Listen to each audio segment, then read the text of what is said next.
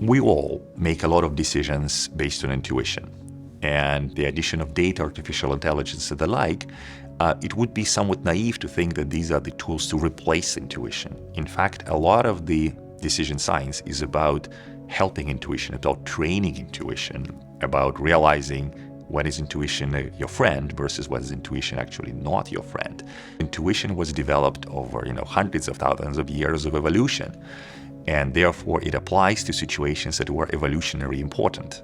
But many decisions today are made in situations that are more complex and kind of biologically not particularly important for the human survival, which is how the intuition was trained in the first place, right? And therefore we need to be very cognizant about this type of situations where falling back to intuition would create problems. In fact, what will happen is that our brain will essentially substitute a decision situation where we're in currently with a somewhat similar decision situation that was historically and biologically important.